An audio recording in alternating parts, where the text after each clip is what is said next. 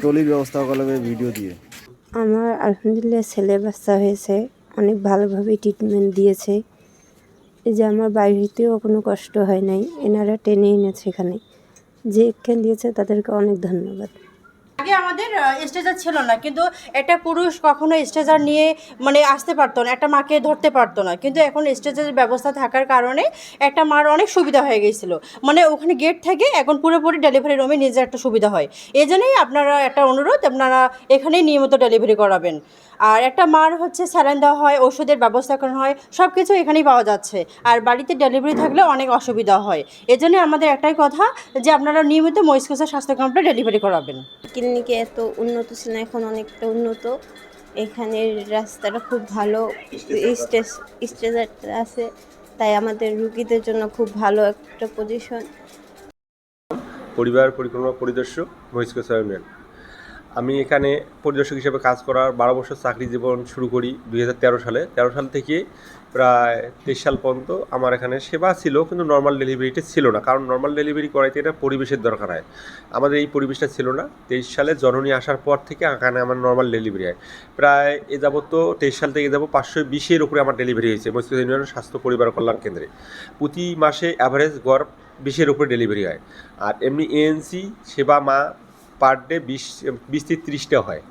তাছাড়া এখানে সেবার মান আগের তুলনায় অনেক ভালো হয়েছে, কারণ এখানে মারা যখন ডেলিভারি করতে আসে, কারণ আমাদের আগে রোডটা ছিল না, রোডটা হয়ে গেছে, এখন পরিবেশ হয়ে গেছে, কিন্তু আমাদের এখানে আসার সময় মাদেরকে ধরিয়ে আসতে হয়।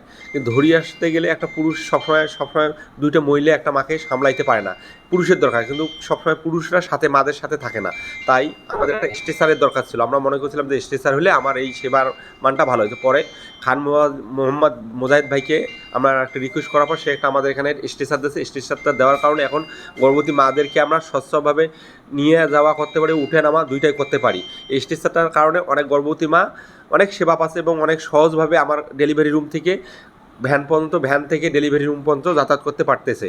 এখানে খান মোজাহিদ ভাইকে ধন্যবাদ জানাই। আরও যদি কোনো, এটা কিন্তু একটা সরকারি প্রতিষ্ঠান হলেও এখানে কিন্তু কিছু স্বাস্থ্যসাথী মানে কিছু প্রভাবশালী লোকের আন্ডারে চলে, কারণ এই জননী চলে গেলে এই প্রতিষ্ঠানটা আমাদেরকে চালাইতে খুব কষ্ট হবে, কারণ সরকারের পর্যাপ্ত একটা ডেলিভারি করাইতে গেলে পর্যাপ্ত একটা জনবল এবং মেডিসিনের দরকার হয়, কিন্তু আমরা সরকারিভাবে ওইভাবে জনবলও নাই এবং ওইভাবে মেডিসিনও সাপ্লাই দিতে পারি। স্ট্রেচার হচ্ছে আমাদের তো এমনিতে একটা গর্ভবতী ডেলিভারি মা যদি অসুস্থ হয়ে যায়, তখন অবশ্য আমাদের একটু অসুবিধা হয়ে যায় মাটাকে নিয়ে। তখন হয়তো দেখবো যে আমরা হয়তো 3-4 জন ধরে নিয়ে যাচ্ছি, হ্যাঁ, অ্যাম্বুলেন্সে উঠাচ্ছি বা মাইক্রোতে উঠাচ্ছি। তখন স্ট্রেচারটা হওয়ার ফলে আমাদের একটু সুবিধা হয়েছে। একটা মা যদি অসুস্থ হয়ে যায়, তখন তাহলে আমরা স্ট্রেচারের মাধ্যমে তাদেরকে নিয়ে যাচ্ছি। এবং যে দিছে তাকে অনেক ধন্যবাদ। জাহান মোজায়েদ বাবু ভাই উনি দিয়েছেন, তো আসলে উনি দেওয়াতে আমাদের অবশ্য অনেক উপকার হয়েছে,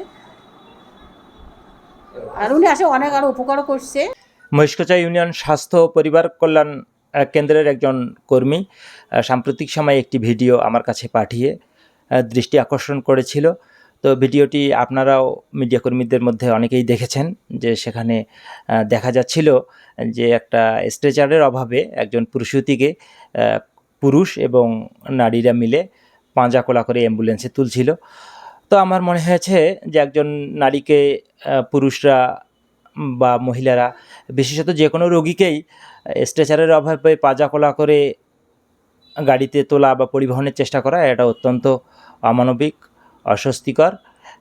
মূলত এই বোধ থেকেই আমি সাম্প্রতিক সময়ে মহিষকুচা ইউনিয়ন স্বাস্থ্য পরিবার কল্যাণ কেন্দ্রে এই স্ট্রেচারটি প্রদান করেছি।